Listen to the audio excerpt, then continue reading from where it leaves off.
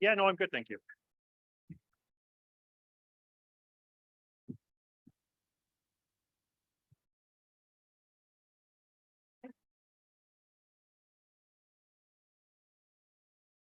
We're going to hear a lot of that this afternoon, and it worked so far. Good afternoon, everyone. We are just after 1 o'clock. We promised to keep you to time, and we'll have our debate wrapped in the next within the next 2 hours. 3 o'clock is our hard stop time. Welcome to the great 2023 disability debate. My name is Marcy Margusa, and I have been asked to serve as moderator of today's event. I host the morning show on CBC Radio 89.3 FM. I want to start by acknowledging we are on Treaty 1. This is the traditional territory and homeland of our original citizens, our friends and our neighbors. And in Manitoba, the Anishinaabe, Cree, Oji-Cree, Dakota, Dene, and Métis peoples. We also want to acknowledge that our drinking water, most of our drinking water comes from Shoal Lake 40 First Nation at a time when numerous Indigenous communities nationwide continue to lack a clean source of water. We recognize the harms and mistakes of the past, and we dedicate ourselves to moving forward in partnership with Indigenous communities and people in a spirit of reconciliation and collaboration. Our meeting is occurring on the traditional territory of many different Indigenous nations.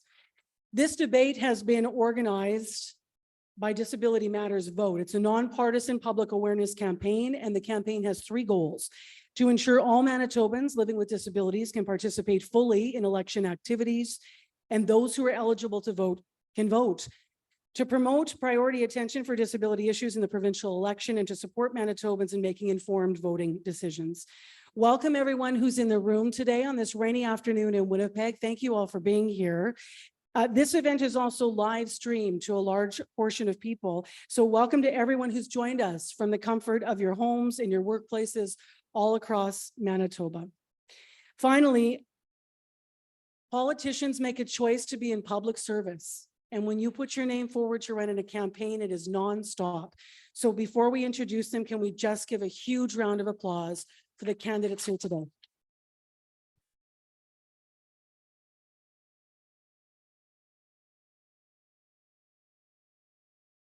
They are Dougal Lamont from the Manitoba Liberal Party, Rochelle Squires, Progressive Conservative Party of Manitoba, Nahanni Fontaine, the New Democratic Party, as well in the room, Janine Gibson, the Green Party of Manitoba.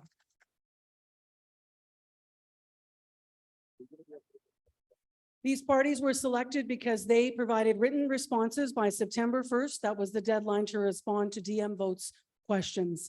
Before we get into the thick of things, I want to congratulate all of you. This is the 3rd major province-wide disability debate in our province.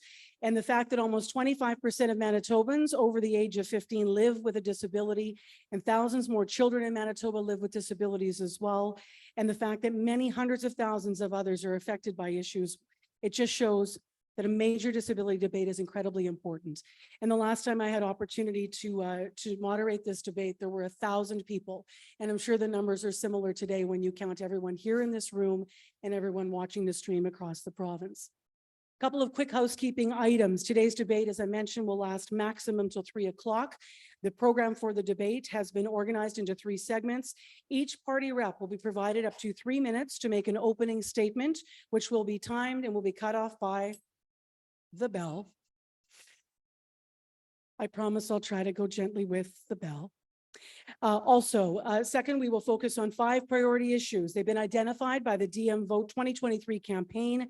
They were identified through province-wide consultations with people with disabilities earlier this year. 5 issues, which will begin with a summary that I will read, and then we will look to the front row where people will identify themselves and ask questions. The questions being asked reflect those that have been provided publicly on DMVote's website. Each party representative has 2 minutes to provide an answer. They may choose to answer the questions directly or respond to the answers provided by another party rep. Finally, after we've gone through the 5 priority issues, I will invite each of the party reps to provide a closing statement, and each will have 2 minutes as agreed upon. So we're going to be busy here, and to help party reps keep in their limits, I'll use the bell and ring it. We also will have a cue from the front row at 15 seconds. The order in which the reps will be speaking has been determined by a straw poll we conducted in the back room before the debate, and it will rotate throughout We also have, as you have likely already seen, ASL interpreters and closed captioning supports today to provide for those who need that and also to make the live streaming accessible. The interpreters will be moving along the line in front of the podiums to move to the candidate who is responding. And I think that covers the basics for the reps, but perhaps not for the audience. So with a crowd like this today, you might be wondering about the debate format. I'd ask you to keep your applause welcome. It's welcome, but keep it please to somewhat of a minimum, only because we want to keep things along. We want to hear what each party rep has to say. I also want to acknowledge that the format that the organizers have agreed upon will not provide questions from the floor. Those asking the questions in the front row have already been predetermined. And that has been based on a decision of the wide scope that we're attempting to cover this afternoon in our limited time with these very busy candidates in this very quickly coming election, as you can imagine. And so without further ado, one more round of applause for our candidates, please.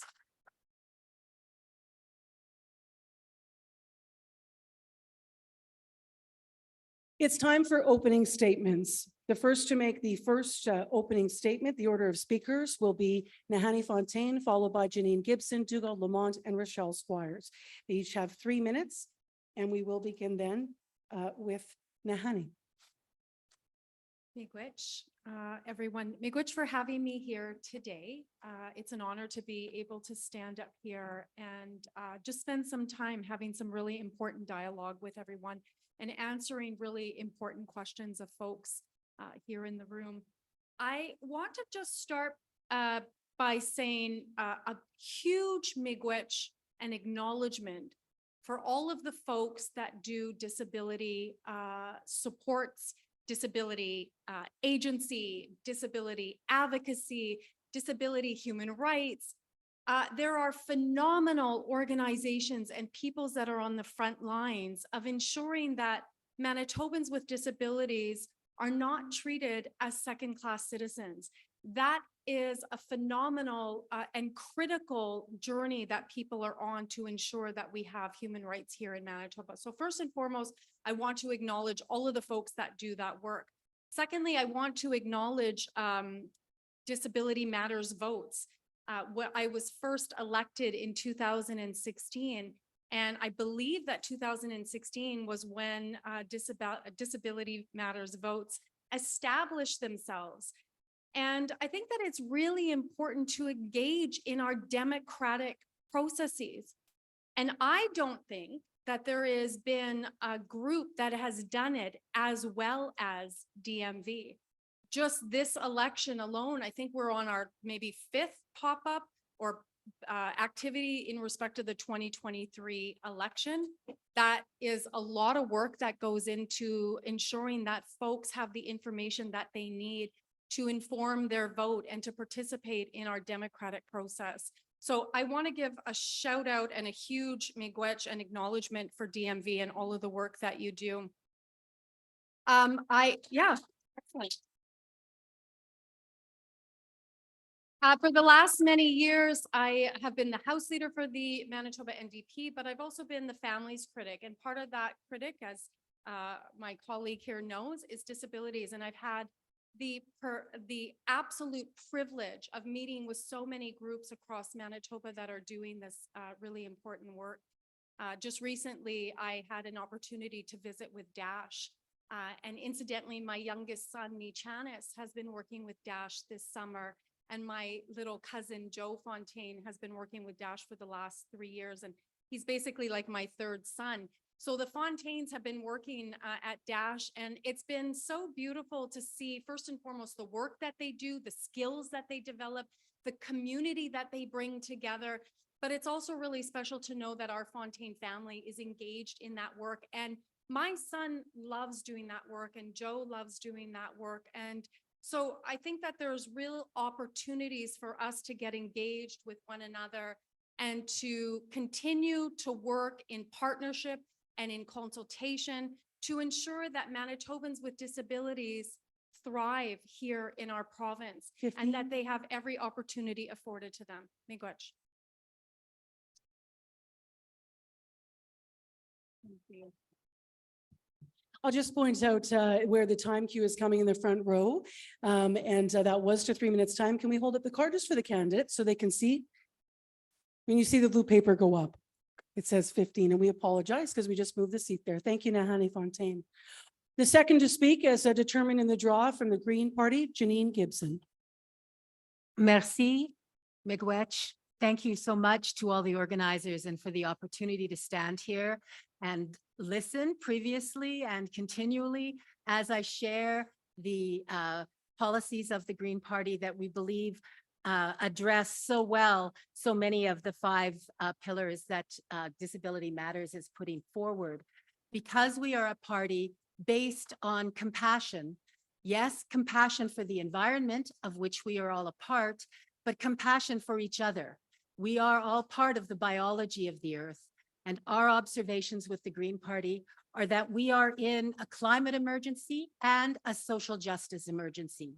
The same lack of compassion we see in our systems directed towards how we extract resources from the earth, we see in a lack of compassion in sharing resources equitably between all Manitobans. And the Green Party believes that we can be much more compassionate in how we create our systems of governance and how we interact with each other and how we interact with the environment. We believe that our Green Jobs program to ensure that we address the climate emergency will consult with all peoples on how their jobs could be made more green. And by that, we mean more compassionate, because the values of the Green Party are the fundamental values I've striven to live my life by for the past 40 years.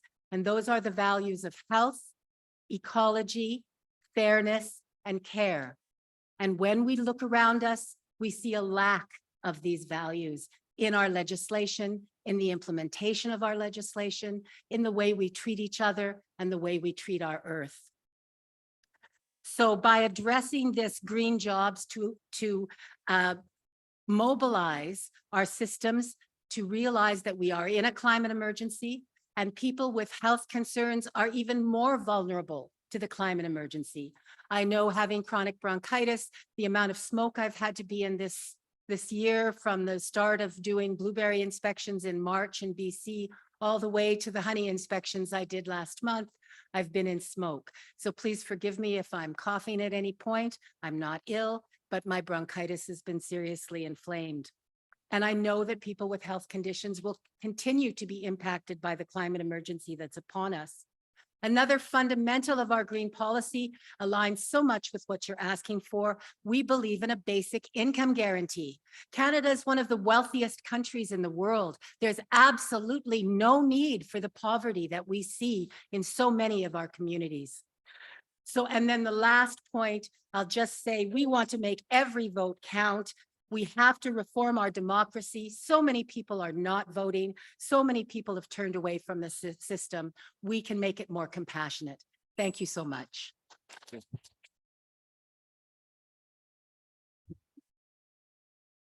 Next, with the 3-minute opening statement, is Dugald Lamont. Thank you so much. I'm Dugald Lamont. I'm leader of the Manitoba Liberal Party. I'm running to be the MLA for St. Boniface. It's really great to be here at Disability Matters Votes. This is an incredibly important issue for me, for my party. It has been for a long time. My colleague, Dr. John Gerard, the former leader, has always been an incredible champion when it comes to the rights of folks with disabilities in Manitoba. And we know that you face extraordinary challenges and have for a very long time.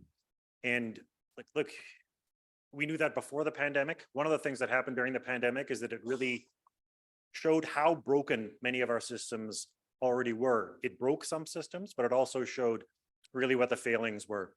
And we have to make sure, as we're moving forward, we think that this is a time, while we're still in the shadow of the pandemic, now is the time to make the changes we need to rebuild and shore up and make sure that people are being cared for. You know, my uncle, my mother's only brother, had MS. All my memories with him, I remember him walking with difficulty, and eventually it left him unable to care for himself. And there needs to be a fundamental commitment to human dignity and to the dignity of every single person. And that's something that we as Liberals believe in That's a foundational bedrock principle of our party. So one of the things we've proposed, we want to make sure, of course, that you can get around, that we have accessible infrastructure, accessible building standards. But today, we re-announced our commitment to MINCOME, to making sure that people with a disability in Manitoba have a guaranteed annual income. That's absolutely critical for us. The other is there are cases where individuals have to leave their families because their supports depend on what their family income is. We're going to change that as well. And we also have created or are proposing $150 million voluntary jobs program so that people can get work when they want to do it. It'd be a question of, again, it's voluntary. It's not something you have to do, but to make sure that those people who want to work can, that people who have the incomes they need to care for themselves, but also making sure that we're caring for those caregivers. Because some of the most difficult and heartbreaking stories I've heard were from families of folks who were disabled, parents of children who wanted to make sure they were properly cared for, knowing that it was very difficult because caregivers aren't really paid enough, and making sure that there's a stability there too. So we're making all those investments. This is an incredibly important election, and I really hope that you consider us as Manitoba Liberals. This is, as I say, a core to what we stand for. Thank you.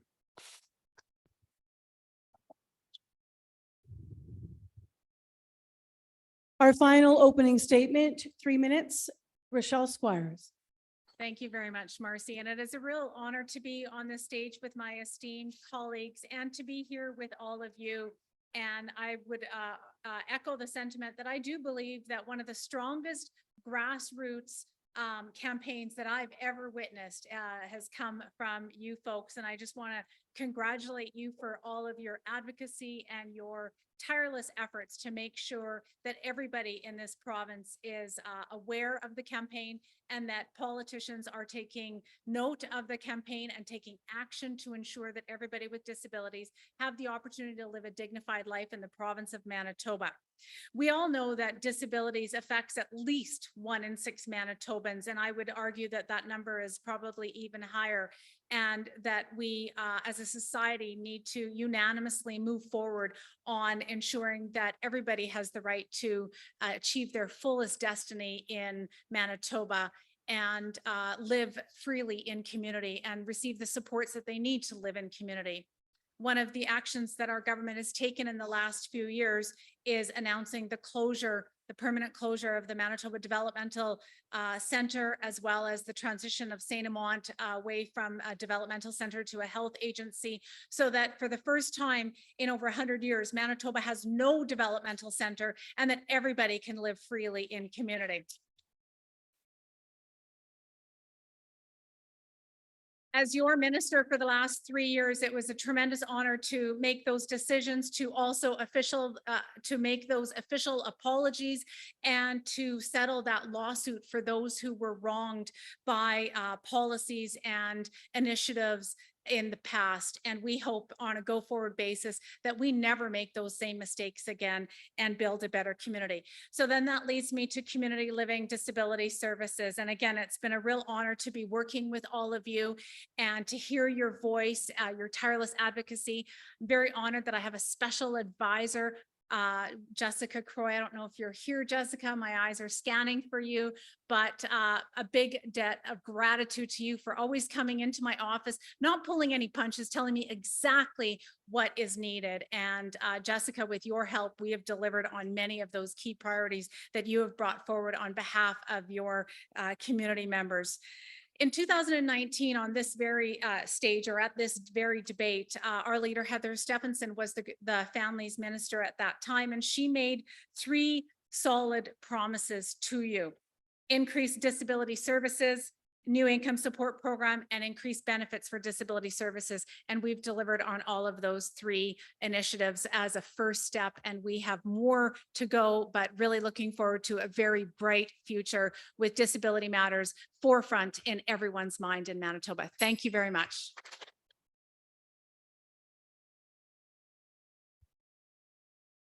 Candidates, you can tell you've been on the trail for a while. Nobody needs the bell today at all. Thank you very much for opening statements. We'll now move to our first priority issue. I'll outline the issue. Someone in the front row will rise, identify them. This has been previously decided. A microphone will move to that person and questions will be posed. And when we turn to candidates, you will have 2 minutes of time to respond. The first priority issue that we will cover this afternoon relates to accessibility, a basic human right enshrined in international, national, and provincial laws. The Manitobans living with disabilities continue to face barriers that prevent their full participation. Landmark legislation called the Accessibility for Manitobans Act, the AMA, was passed in 2013. It passed with unanimous all-party support and promised to make significant progress in removing barriers within a decade. By this year, 2023. While initially much heralded, the implementation of the AMA has been, to many in our disability communities, a major disappointment. Barrier-Free Manitoba, for example, gave implementation efforts a failing grade of D in their most recent 2022 midterm report, and as covered in their report card, progress has been slow.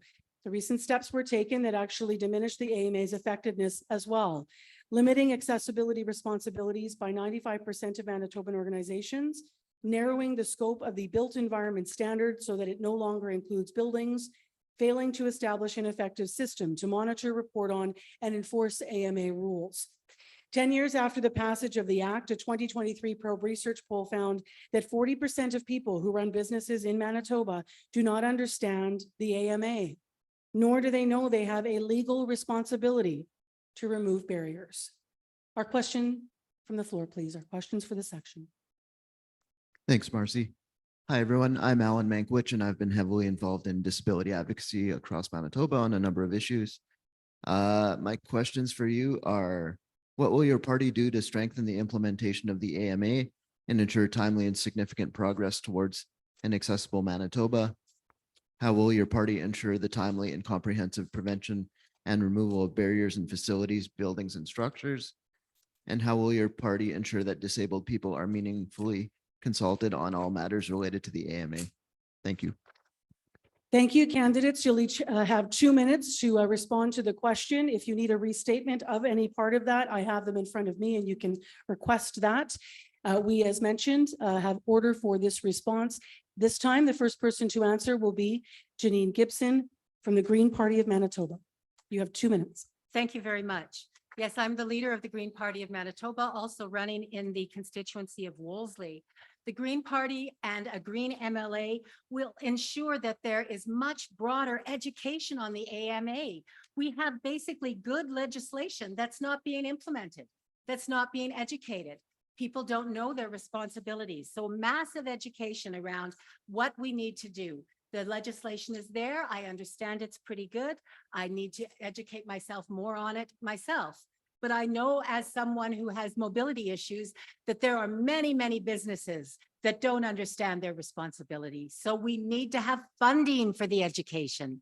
Yes, it's there, but we need a transparent implementation process against a public timeline so that we can see, we have something to measure. How are we making progress on this? So first point, educate about the AMA, develop a transparent public timeline with measurable accomplishments that we can work towards that's funded. And then in terms of accessible buildings, not only do we have to make our buildings more carbon neutral, so funding for the implementation of moving towards accessibility and carbon neutrality at the same time. Again, our basic platform of green jobs for a sustainable future would address this concern by ensuring that our buildings become more carbon neutral as well as more accessible. And yes, the Green Party and a Green MLA will work hard in a collegial manner with whatever existing parties are ruling to ensure that we implement something called a citizens assembly process. We have 2 ears to listen twice as much as we speak. And the Green Party is committed to listening and implementing what you've already told us you need. Thank you. Thank you. That's time. The next to respond to the question, you have 2 minutes, is Dougal Lamont of the Manitoba Liberal Party. Yeah, thank you very much. Look, it is very disappointing. The AMA has not been enforced and it's also been weakened. So what we need to do is to strengthen it in a number of ways. First of all, by making sure it applies to all building construction, inside and out. In speaking with major disability advocates, there was an individual who helped actually make sure the disability was part of the Charter of Rights and Freedoms, who we met with. He said we have to start integrating universal design into the design at the beginning. It should be baked in and be something that's taken for as a given. Because too often what happens is people will say, or an architect or an engineer will design a building and then they'll come along and say, okay, now you have to put something onto it to make it accessible. It needs to be accessible from the get-go. The other thing about it is that regulation is important, but we also need to make sure that there's resources there. There are going to be, one of the reasons there's going to be pushback is if people feel that they can't afford it. So we have to create grants and funds to actually make sure that businesses, to help them comply, to give them an advantage so that there's actually, it makes it even more worth their while to comply, and to make sure that this is happening. And again, to make sure that this is all happening, that we're consulting to see what is happening, what isn't on an ongoing basis with the community, to make sure that what is being promised is what is actually being implemented. And that's our commitment. Thank you. And that's within time. The next to respond to the question, and you have 2 minutes, is Rochelle Squires from the Progressive Conservative Party of Manitoba. Thank you very much. And one of the commitments that I'm prepared to make today is that within 30 days, a newly re-elected PC government would release the 5-year report that was undertaken. As part of the act, we must conduct a 5-year review, and we will release that, as well as within 180 days, we will provide a full status update on the implementation and the successes of those 5 standards, which include the 3 that were fully implemented under our government over the last few years, which include the accessible customer service standard, the accessible employment standard, and the accessible information and communication standard, as well as I would provide a full update on the 2 accessibility standards that are currently in works right now. One is for the transportation, and of course, one is for the design of public outdoor spaces. One of the things that we heard loud and clear from everyone in community was that we needed to help others, whether it be public businesses, retail stores, or other entities, to adapt and modernize to make their place of business more accessible. That is why we launched 2 years ago the Manitoba Accessibility Fund, which is a $20 million commitment that is being maintained by the Winnipeg Foundation and other partners. And each year there's at least almost $1 million that can go towards projects on an application base. This year we were oversubscribed, not surprisingly, which is helping raise awareness from all the applicants about their need and the law to modernize 2 standards. And we were able to select 42 organizations to receive grants that will modernize their space. And that is following the inaugural year's launch of 30 organizations throughout the province of Manitoba that were supported with $756,000 to make their spaces more accessible. More work to do, and certainly giving that commitment that we would do it. Stuck there. You're right on the bell. You're right on the bell. Thank you. And the final candidate to speak to this question, our first priority section, is Nahani Fontaine from the NDP. You have 2 minutes.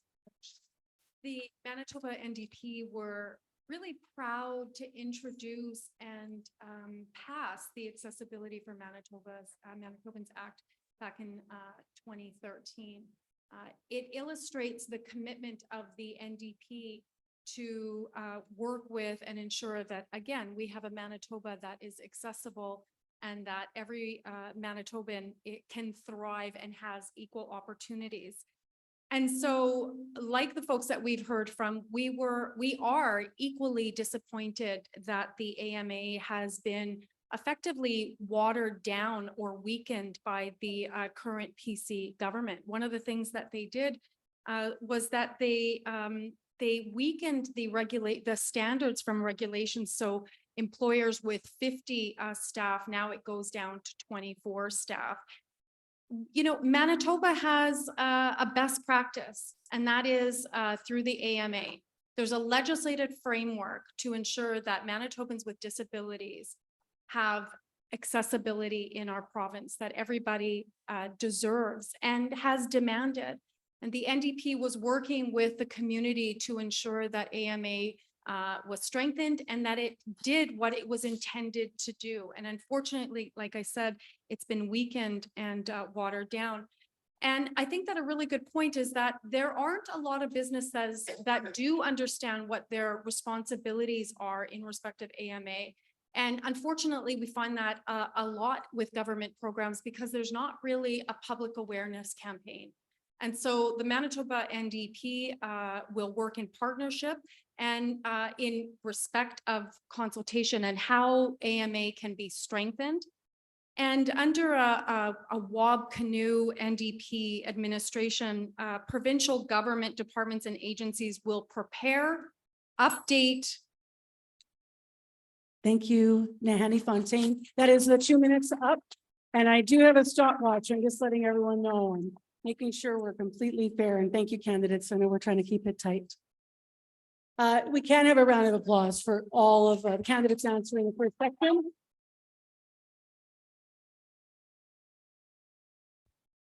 We're on to our second section. Again, I will outline as the organizers have written out the issue. We will go to the floor for a question, and then we will have responses. 2 minutes each. You may respond or rebut something you have heard, if that's the agreed upon format. 2 minutes each. And the order of response will be Dugald Lamont, Rochelle Squires, Nahanni Fontaine, and Janine Gibson. Our second priority this afternoon, our second priority issue relates to the critical role that direct support workers play in the lives of tens of thousands of Manitobans living with disabilities. The Manitobans requiring services deserve to be supported by well-trained and qualified staff who are paid a fair living wage. However, disability support workers have long been one of the province's lowest paid human service workers. The low wages have resulted in high staff turnover, staff shortages, burnout, high vacancies, long wait lists, and limited continuity of care. Many more community-based organizations faced critically high staff vacancies during the pandemic than ever before. In this year's budget, the government has made a commitment to increase the average hourly wage for many frontline staff to $19, and many organizations say it represents a significant step forward. But it's just a start. With the wage increase, those staff workers will still earn less than staff who have similar responsibilities working in other human service sectors. The average wage increase only applies to those frontline paid staff paid through 2 of the government's many disability funding programs. And there is no comprehensive training strategy for support workers to ensure quality standards and career advancements. Candidates to the floor for our question.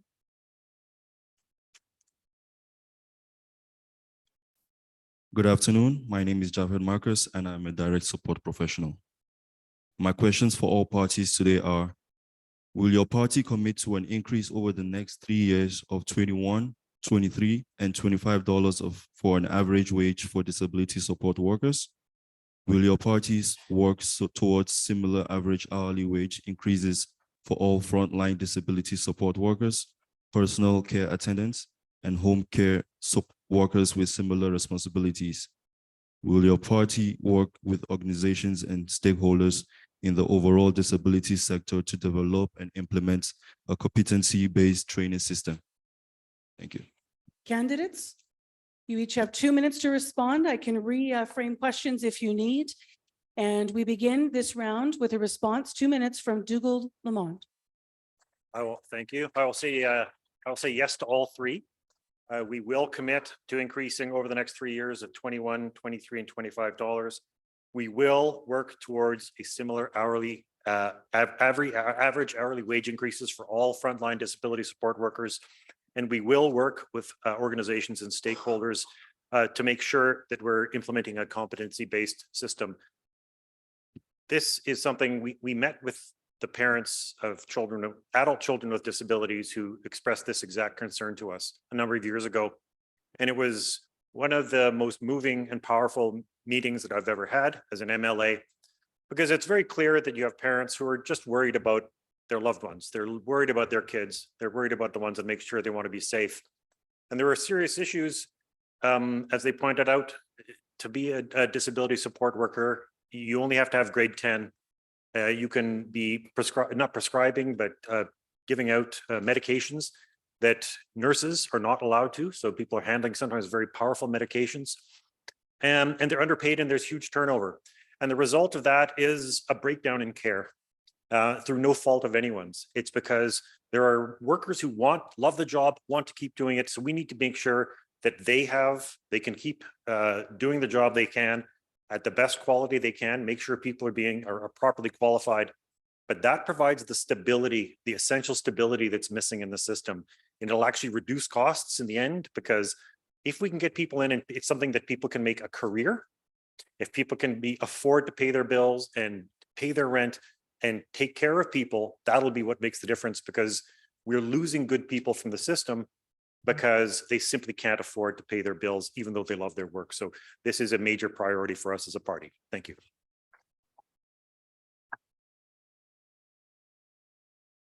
Rochelle Squires is next to respond. 2 minutes for response or rebuttal. Thank you very much. Most of the disability support workers that I've had the pleasure of meeting have been drawn to the field because of love and love for their jobs and love for serving the people that they are working with. But we heard very loud and clear that the wages were inadequate. When we formed government, those wages were around $12 or $13 an hour, and they hadn't been increased in several years. 2 years ago, we were very pleased to take what I had referred to at that time as an initial step at moving the wages, the baseline, to $15 an hour. And then just this past year in budget 23, we made the historic investment of $82 million to bring those wages up to $19. And of course, at that time, there again, I said it was a second step, and we are very excited to take those next steps. A re-elected PC government would continue to work with all of you and listen to all of you and ensure that we're moving up with a guaranteed minimum of getting to $23 an hour by 2026. We are also committed to establishing that framework. Some of that work is underway right now with the service purchase agreements that we have, the relationships that we have from those that we're procuring services from in the Department of Families, ensuring that they have an opportunity for career laddering within their entities. But we know more work needs to be done, and we're committed to that framework, as well as having those quality standards within, so that everybody can be assured of the service being delivered in the ways that the standards call for, and then giving opportunity for those workers in this field to achieve their career goals and be fairly compensated for it. Thank you.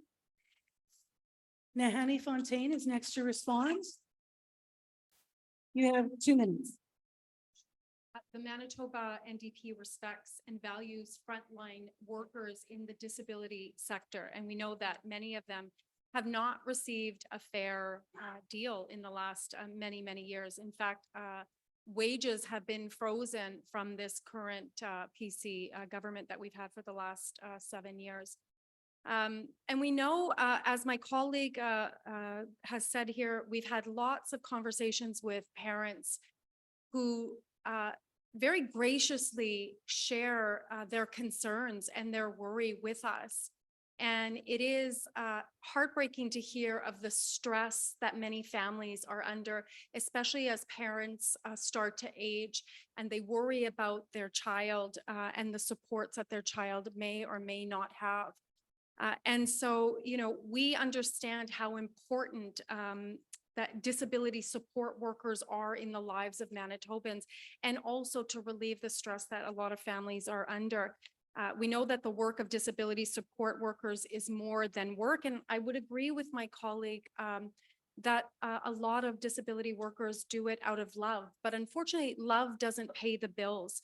And so I am excited to announce that the Manitoba NDP will increase wages for disability support workers.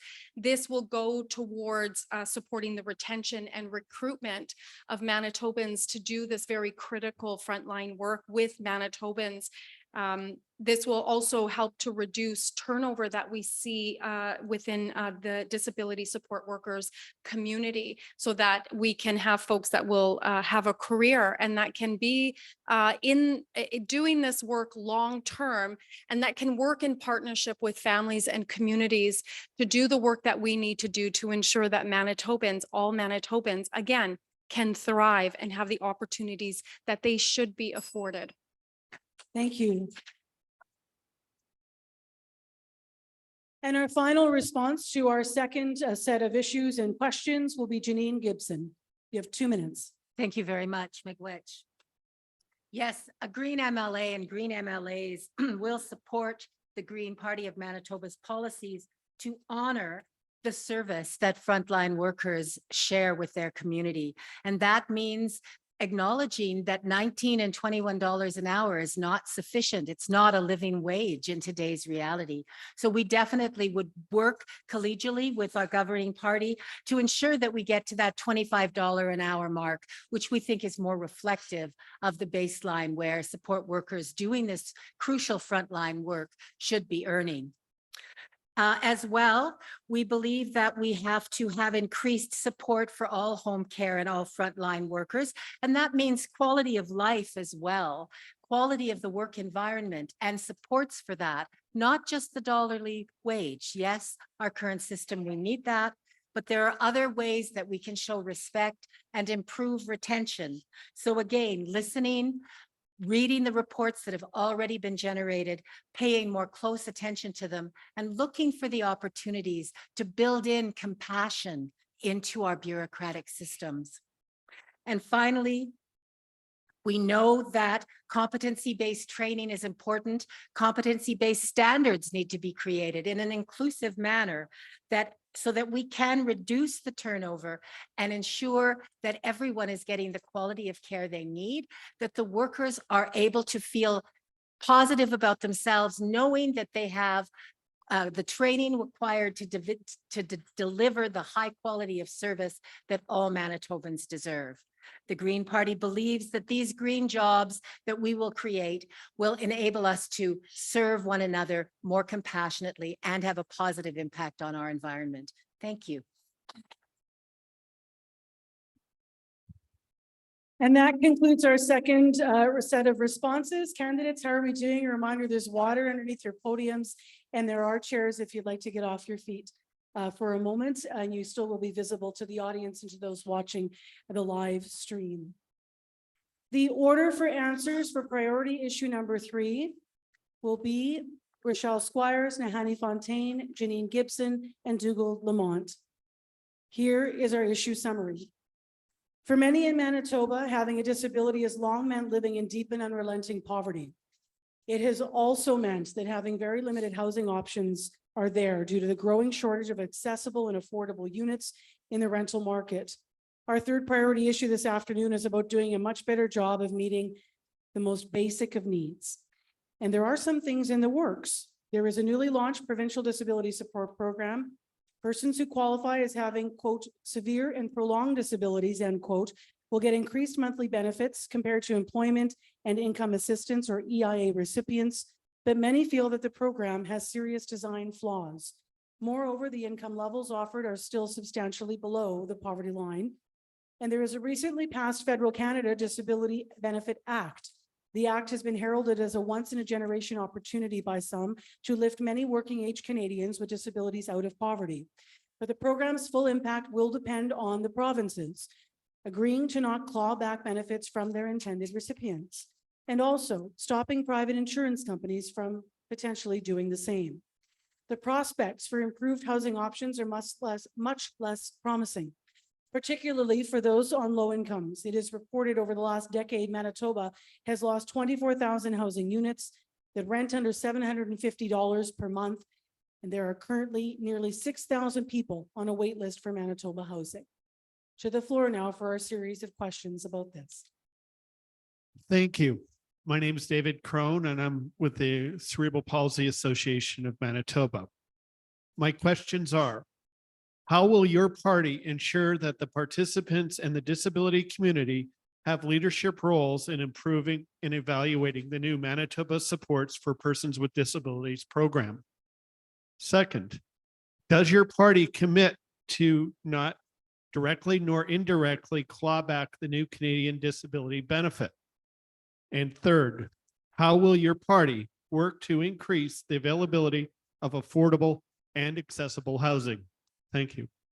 Thank you. Candidates, you have 2 minutes to respond or rebut.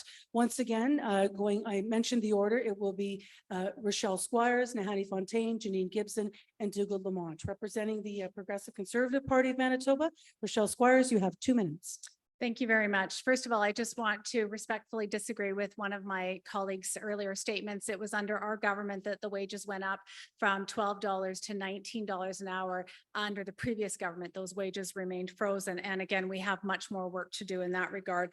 In regards to creating an equitable program, our government brought in the legislation to create the Manitoba Supports Program so that people with a disability do not have to continuously reapply for their benefits year after year. They do not have to continuously receive a doctor's note to receive those benefits to indicate that they are still living with their disability. And it is a more dignified program. We have also a more dignified way of rolling out the services, meeting people where they're at, and allowing people to apply for the benefits that they deserve at a more convenient way. We absolutely commit to an advisory council to review the implementation. We are in the very early stages of the Manitoba Supports Program. It was launched on April 1st, and it will take a full year, if not longer, to roll it out and ensure that everybody who's eligible will be on the program.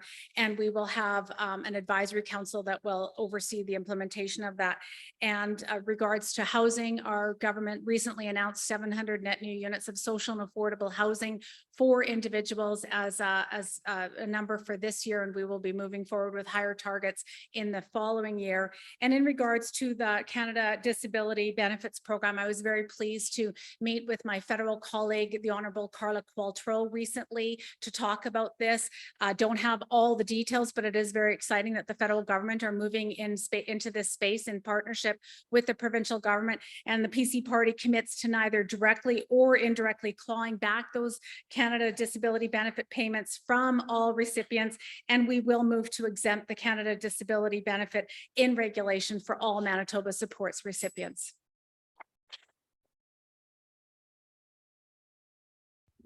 Thank you. Next to respond to this question is Nahani Fontaine, representing the NDP. You have 2 minutes. Thank you much for that. The Manitoba NDP wants to ensure that people with disabilities can live with dignity and receive the benefits they need. I know that my colleague is talking about the Manitoba Support for Persons with Disabilities that they changed over. There are significant issues with that program, and I know that my colleague would have heard about some of them. But some of them, as we've heard from community members, is that now all of a sudden persons with disabilities have to reapply. And it is then arbitrary for the department to decide which citizen actually qualifies for this new support system, which also requires that they receive a doctor's note that indicates an individual will have a disability a year out. So it's a little bit more, it's disingenuous for my colleague here to say that they've made significant changes. In fact, what they've done is they've put more barriers for people to access the dollars that they need to be able to to live and to thrive and to have the dollars that they need for food and for rent and all of those things. So I want to put that on the record as well. You know, a Manitoba NDP government under Wab Kinew, we commit that we will not claw back the benefits of the Canada Disabilities Program. I want to ensure that. And as well, we are committed to work with the community. One of the best ways to do that is to include people in the process. We believe that members of the disability community need to be directly involved in evaluating the new Manitoba Supports for Persons and recommending any changes that need to be brought forward. And certainly, as was noted just 2 nights ago, the Manitoba NDP are committed to building more social and affordable housing, juxtapose the PC government that has actually sold off hundreds of social housing units. Thank you much. Thank you. Next to respond or rebut is Janine Gibson from the Green Party of Manitoba. You have 2 minutes. Thank you very much, Miigwech. Green MLAs will ensure that leadership from the disability community are supported by increasing the training for those leadership positions, by listening more closely to the leaders that are already stepping forward, and by ensuring there are more community supports and agency supports through funding, adequate funding, to ensure that we have the supports of people that are wanting to enhance their lives by speaking and acting on behalf of their communities. I know were it not for the basic income program, when I was unhoused at 17 and the rooming house I was trying to get into was selected, I would not be standing here in front of you. So I'm very aware of how important housing is and how important a basic income guarantee is.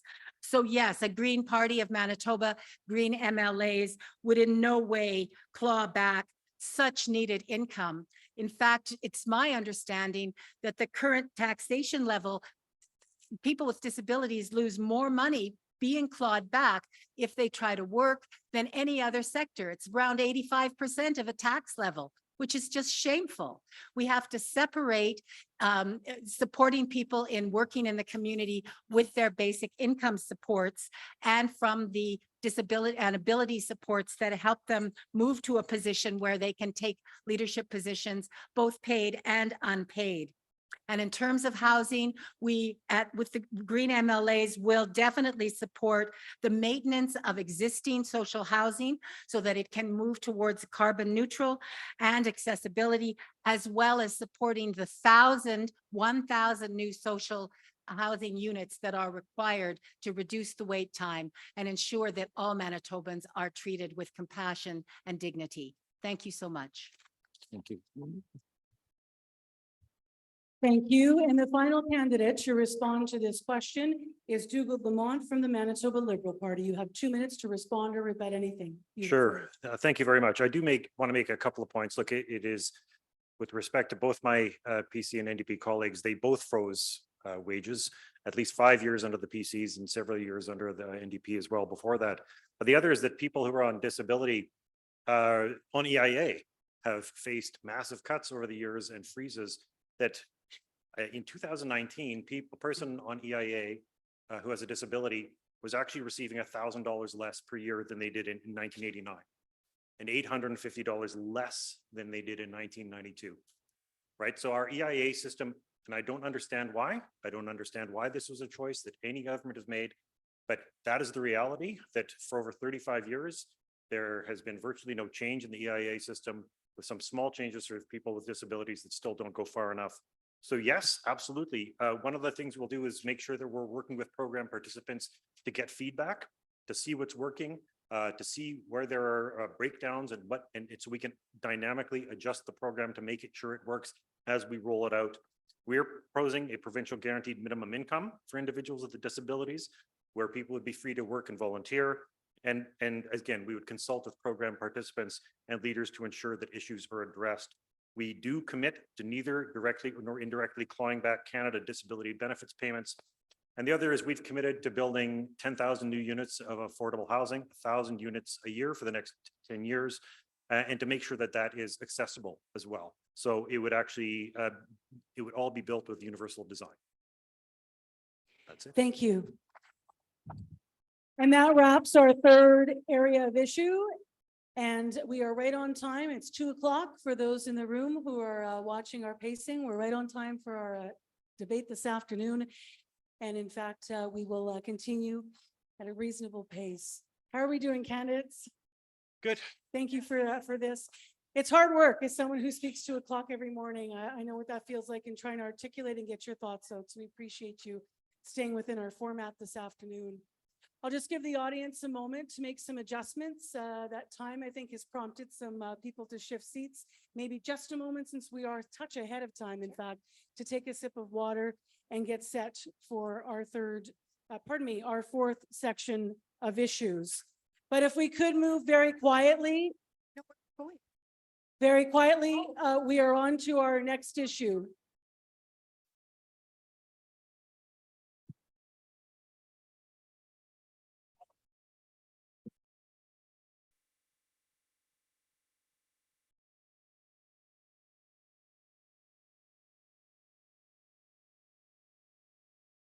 And if we could ask you all to settle fairly quickly, please. Just meant to be a stretch break if possible, but not to leave. So there may be a bus leaving perhaps. I'm not quite certain what is happening in the room.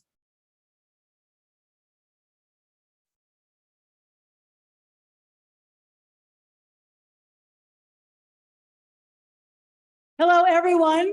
Hello, if I could get everyone, please, who does not have to leave back into their seats. We were just taking a moment of pause between issues. We still have an hour left in our format, and the candidates are about to answer the next section of questions. So while we respect some of you may have had to leave, those of you who are here, please have a seat as we get ready to repose our next section. Thank you.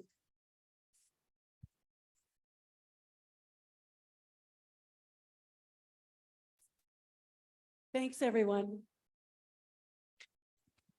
Now that we're regrouped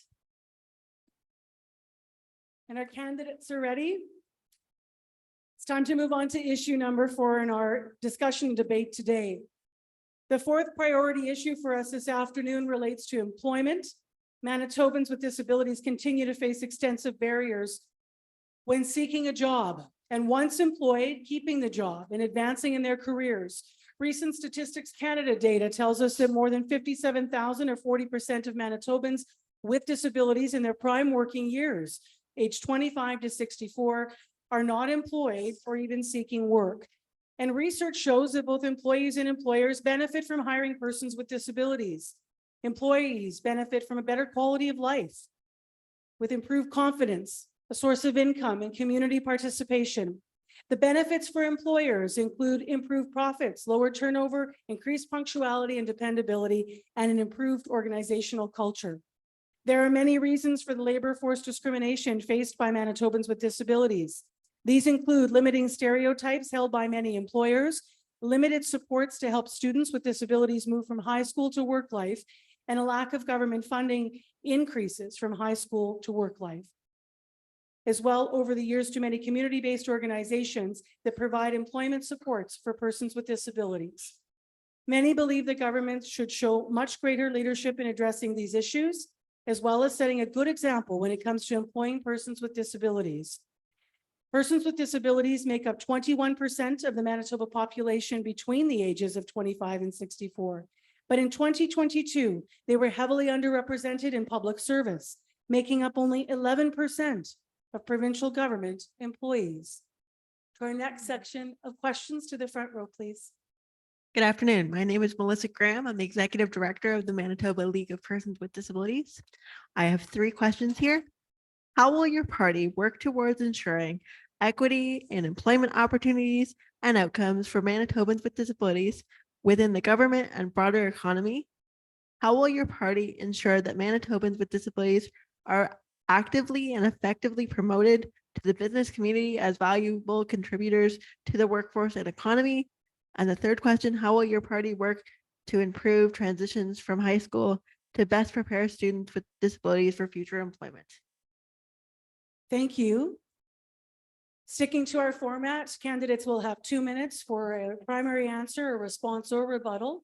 And the order for this section will be Hanny Fontaine from the NDP, Janine Gibson of the Green Party of Manitoba, Dougal Lamont of the Manitoba Liberal Party, and Rochelle Squires from the Progressive Conservative Party of Manitoba. You have 2 minutes, Hanny Fontaine. Miigwech. Certainly, I think everyone in this room would agree that communities are stronger when all of us have the opportunity for employment. I think everybody would agree that employment is something more than just getting a paycheck. It is that which gives us a sense of pride, a sense of joy, a sense of being productive in our communities and in our families. Persons with disabilities are no different and certainly face a significant barriers in the workplace. And we know that certainly there's a lot more work that has to be done in that regard to ensure equity and employment opportunities and outcomes for Manitobans with disabilities. a Manitoba NDP government with Wab Canoe, as the Premier will support community-based organizations that provide employment services for persons with disabilities.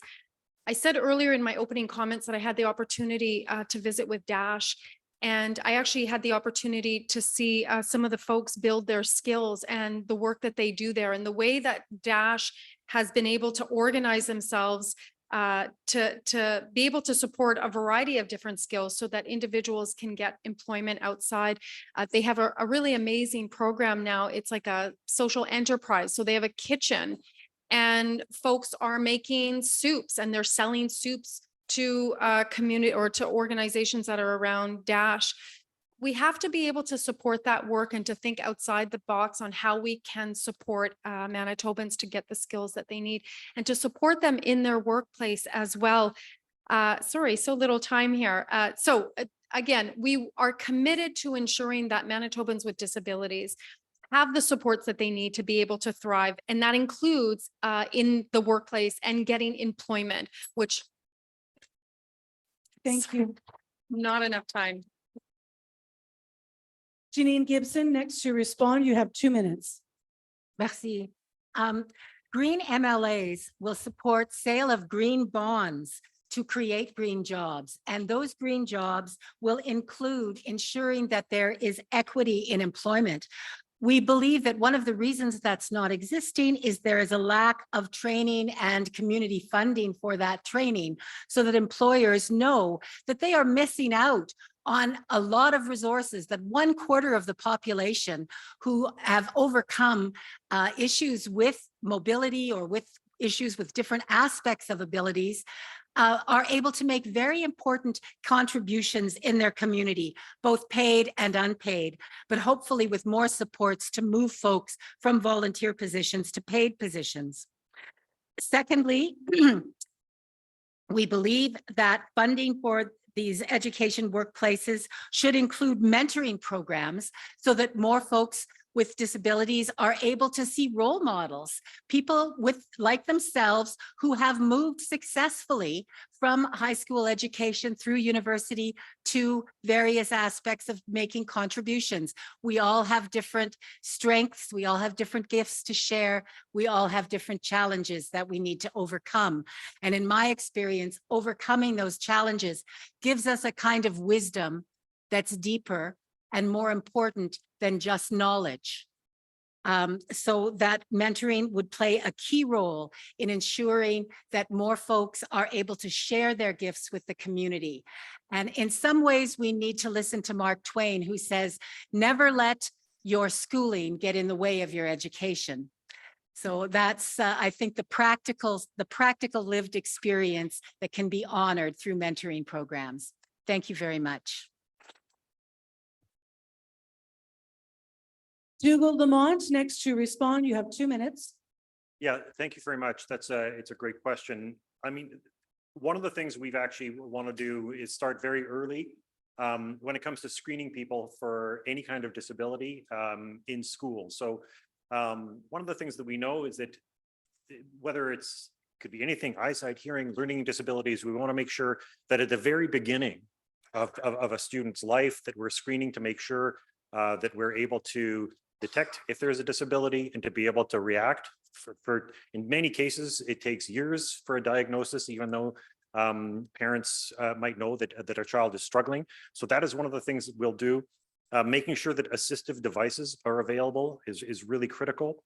And look, there's an incredible range of people with disabilities, and there are all sorts of reasons why they're excluded from work. And some have to do with the built environment, and some have to do, frankly, with discrimination, as a young woman just mentioned. So part of this is we actually have to be very clear that about the value of people with disabilities in the workplace. The other more practical steps we're taking would be to introduce a $150 million Manitoba Works for Good program.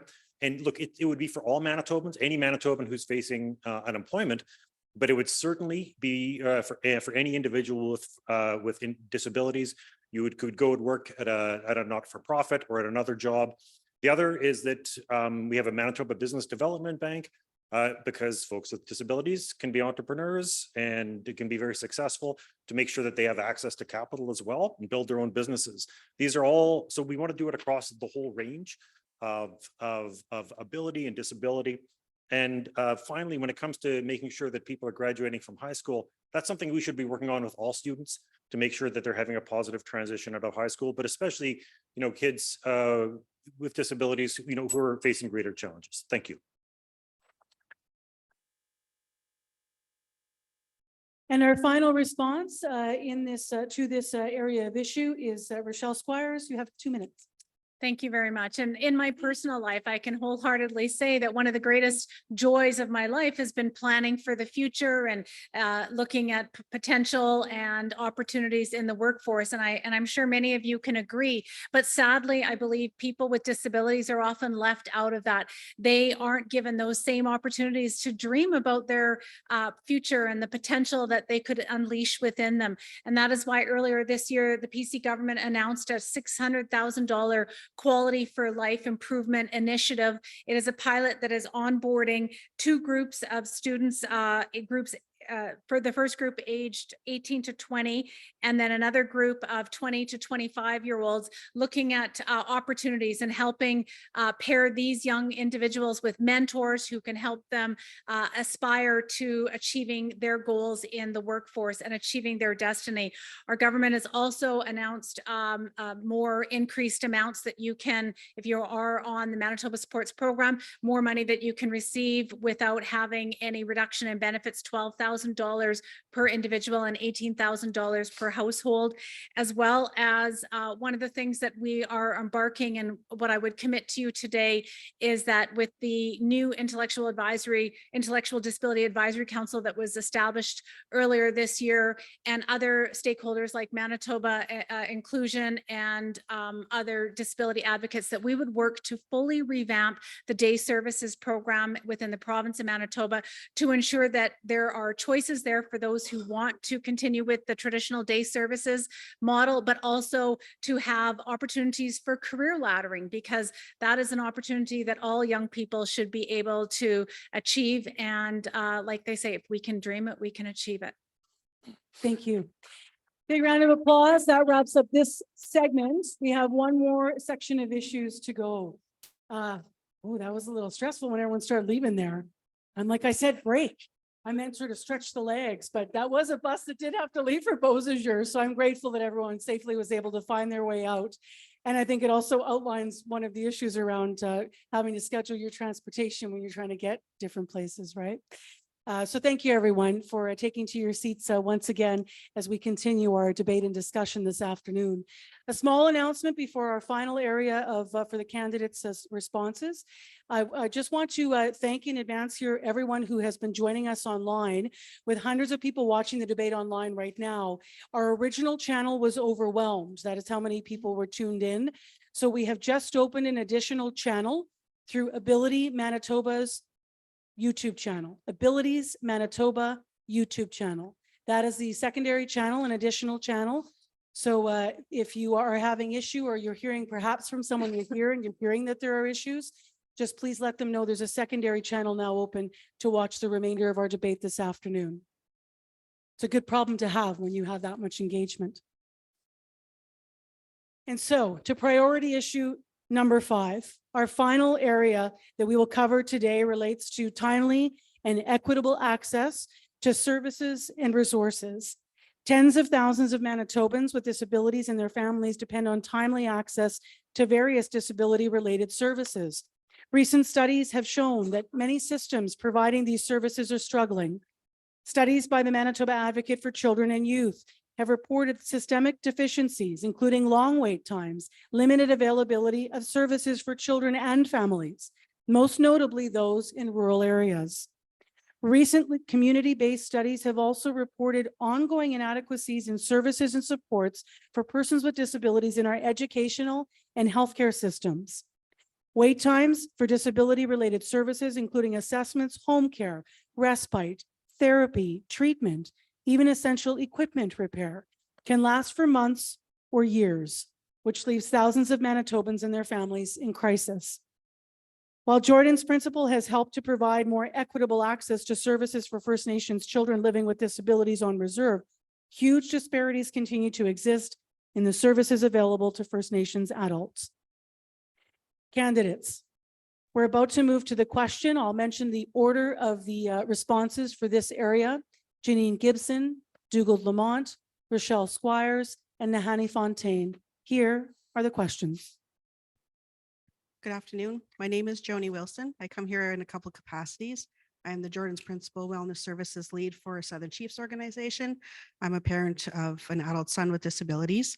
I sit on a number of provincial boards, committees, and advisory groups in the disability sector, and I am a First Nations and Manitoban voting citizen. My questions today are, what will your party do to ensure the comprehensive reduction of wait times for disability services? And how will your party ensure accountability and transparency? What will your party do to address the reported inadequacies related to disability services and resources and the serious limitations in educational healthcare services?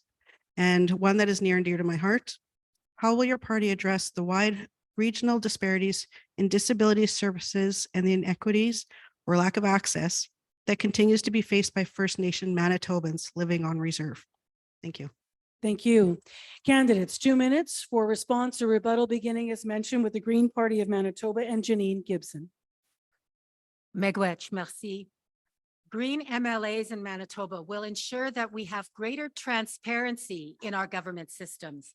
Transparent wait times with transparent timeline goals for when people's needs will be met need to be available on websites, need to be available so that we can hold one another accountable for what we've agreed to do and ensure that we are doing it. You've heard many people say that we are supportive and want to ensure that these systems deliver services more equitably, but we're still not seeing that equitable distribution of resources.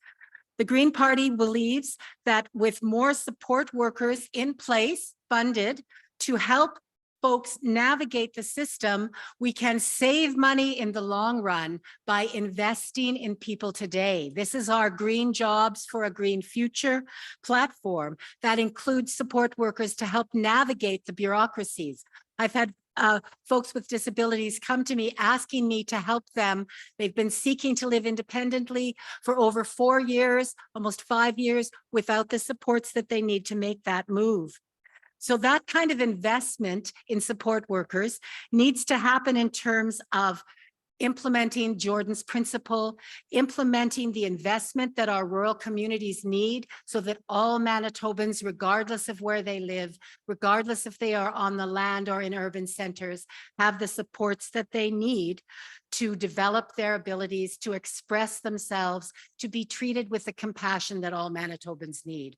A Green MLA will ensure that those in the governing parties stay to their promises and listen and act more attentively. Thank you, Miigwech. The next 2 minutes belong to Dougal Lamont from the Liberal Party. Look, Manitoba Liberals are committed to rebuilding the Manitoba Public Services. This is one of the things we see as absolutely essential coming out of the pandemic. And to be honest, the PC government for the last 7 years, there were a lot of cuts and freezes and a lot of cuts by attrition, which just meant that if somebody quit or left, they weren't replaced as a way of saving money. And as a result, and for many reasons, there are thousands fewer people working for the Manitoba government than there were just a few years ago. And that just means that the work can't get done.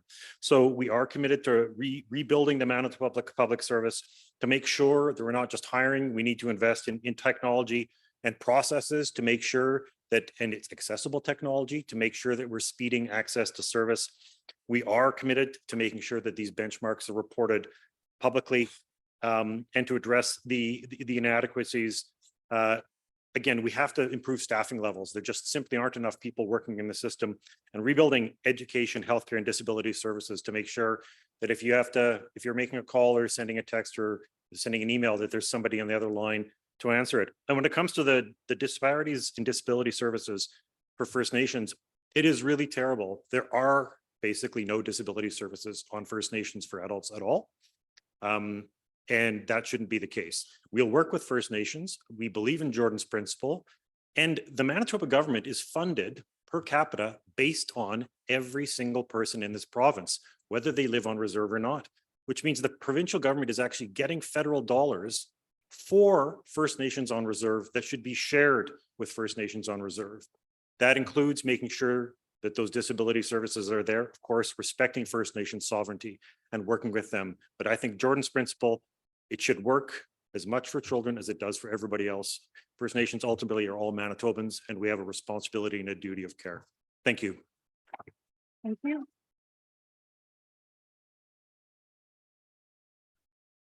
Next to respond is Rochelle Squires from the Progressive Conservative Party of Manitoba. You have 2 minutes. Thank you very much. And I can think of no greater heartbreak or difficult decision that a parent would ever have to make than to be given the choice of putting their child in the CFS system when there are no protection issues at all, but really just to receive the services that they need for their child that has developmental or intellectual disabilities. And that is why our government had created an $8 million pilot project 2 years ago. And I would commit to that would allow those families that have adolescents that are struggling with significant barriers to receive those intense one-on-one services. And I commit to being transparent about the results of that pilot and consulting with community about making that a regular part of the budget on an ongoing basis. In the last year, we committed $5 million more for children's disability services and $21 million more to expand the capacity of the community living disability services to really move forward on reducing those wait times and ensuring that people are connected with the right services when they need them the most, and to ensure that there is adequacy and fairness and equity throughout the distribution throughout the province. Our government has been transparent, but we will certainly commit to greater transparency and working with all partners to ensure that regardless of where a person lives, if they're impacted with disabilities, that they will receive the right services that they need from the government of Manitoba. Thank you. And the final candidate to respond with 2 minutes from the NDP, Nahani Fontaine. You have 2 minutes. Miigwech for that. Miigwech for the question and for the good work that you do at Southern Chiefs Organization. I had the very good pleasure of working there for 10 years. So I know that it's a very good organization. I agree with my colleague here that the wait times for disability services have reached unacceptable levels. And again, that's a consequence of cuts to the public service that the PC government has undertaken in the last 7 years. And so an NDP government will invest in expanded disability services across the province to address the backlog in a comprehensive manner. And we will offer transparent and reliable information on all wait times in respect of disability services. Just recently, our leader, Wab Kinew, announced that we would commit and fund the 5 additional wheelchair repair technicians positions that we need here in Manitoba to ensure that citizens have access to wheelchair repairs, which is simply unacceptable that we don't have those positions to begin with. We will commit to working with people to bring folks together with disabilities at the table to offer feedback and advice on health and education and social services on how to improve the system.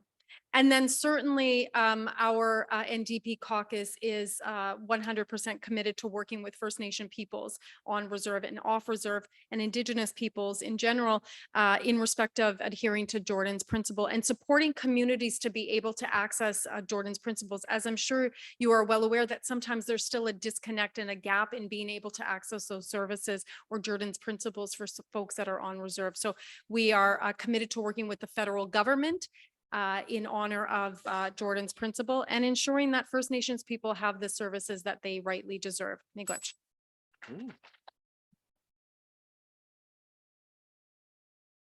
And as our candidates prepare for closing statements, if we could just have a round of applause as we prepare to hear their final thoughts.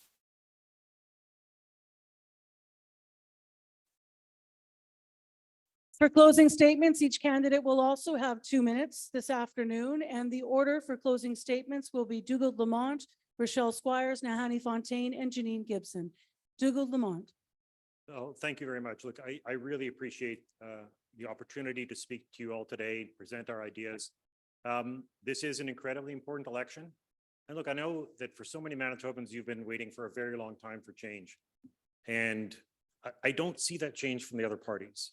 There's a gentleman in the front row who asked how we're all going to pay for this. And one of the ways we're going to pay for this is that we're not going to keep the property tax rebates. We're going to end those, except for the, we'll protect people at the bottom who need to be protected.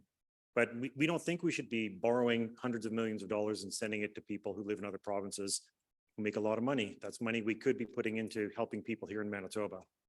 And look, I know during an election, people talk about all sorts of different things. Right now, none of us actually have seats. Technically, no party has any seats at all, even though we're all incumbents up here, with the exception of Janine, sorry. But it is really, really important. If you look at what we're offering, if we look at our candidates that we have a phenomenal slate of candidates who you can have real confidence in voting for. So we are a real option and we want real change. And I think if you support us, you'll see that change happen. So I really appreciate the opportunity. Thank you so much.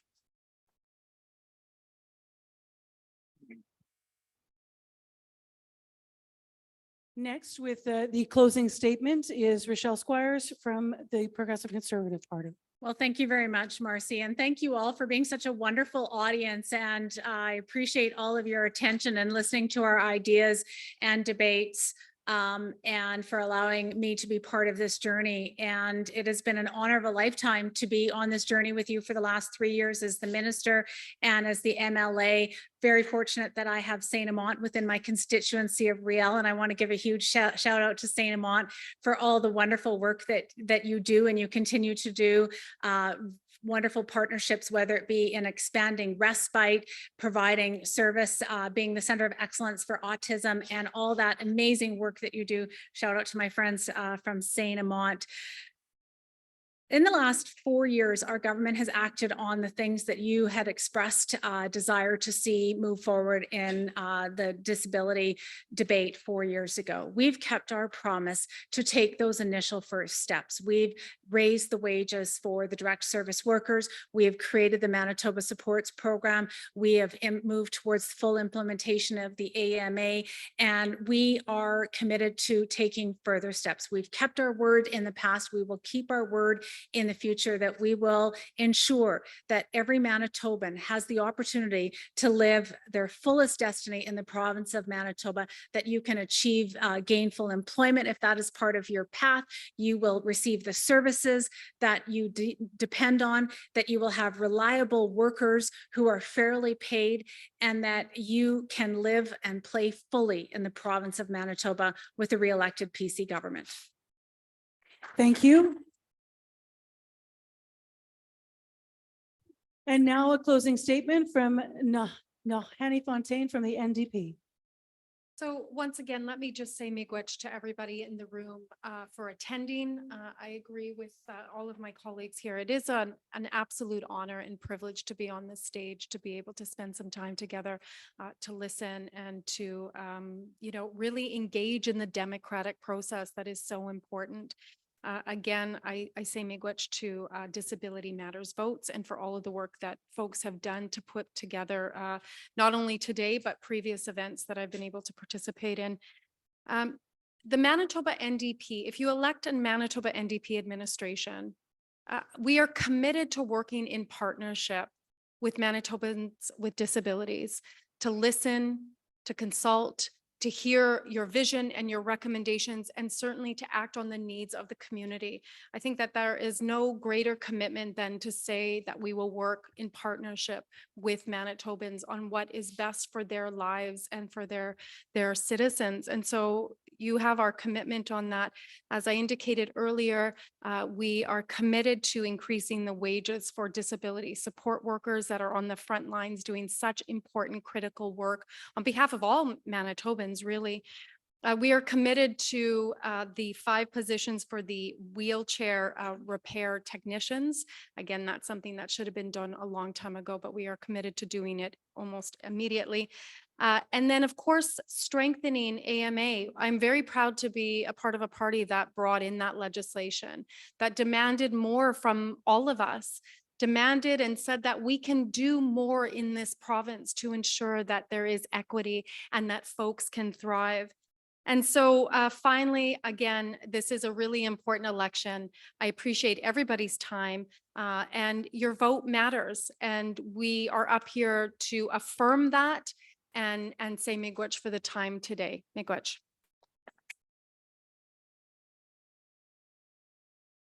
And a final closing statement from Janine Gibson of the Green Party of Manitoba. You have 2 minutes. Miigwech, merci for your activism, for the hard work that your associations are doing that brought you and us up here on this stage together to listen and dialogue with each other. We think this process is very important for investing in people and the basic human rights that you're asking for. Green MLAs will work for this end.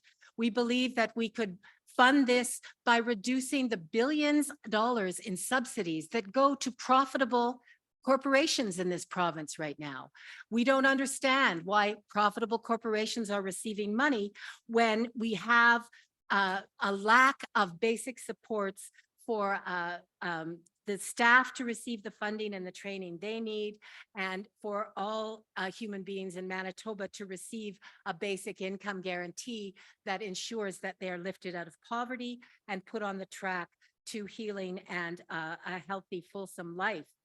We want to reduce the politicization of federal transfers into Manitoba to meet the needs instead of using these transfer systems for political posturing, which we have observed is a problem to accessing resources.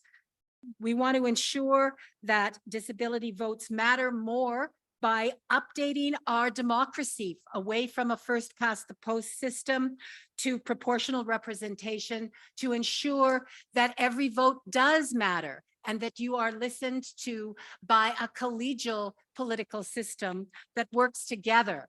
Thank you. We want to move away from the first past the post to this proportional representation. And to do this, we ask you to think green and vote Janine and her green team. Thank you.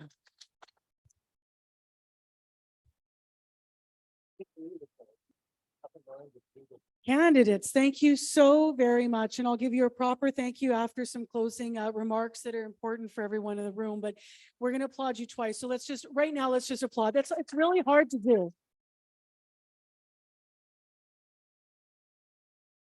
It's democracy in action. It's very difficult to speak in code of time, as I said, and we so appreciate all of you today making time to be here for community. Thank you to the Victoria Inn. Thank you to Disability Matters Vote sponsors, Northway Pharmacy, Brannock Video, Visual Lizard Inclusion System, and Ebling Pharmacy. Thank you to those who have joined in person or via streaming. The importance of voting is also a basic human right. The importance of informed voting to help ensure that those elected to office best reflect the values and the agenda that you think are most important to support you. Is the way you do that is by voting on October 3rd. So how do you vote? There's so much information on the Elections Manitoba website on how to vote. The live stream of today's debate as well will be posted in the coming days on the DMVote website and on social media channels. All of the parties represented today have been provided with written answers on more detailed questions related to DMVote priority issues, and those will be posted to the DMVote website as well. DMVote has also asked different and more personal disability-related questions to all candidates running in the election that have email addresses. So DMVote will post those responses by September 20th. So there's a lot to be able to read and look into before you make your decision about who will represent you for the next 4 years. And so finally, and I'd like you to, let's just take our time. We're at 2:34. We have a moment. Individual rounds of applause for each candidate. It's hard work. So I'm just going to go in order of who is standing here, and I'll go down the line. So first, Rochelle Squires, Progressive Conservative Party in Manitoba. Thank you.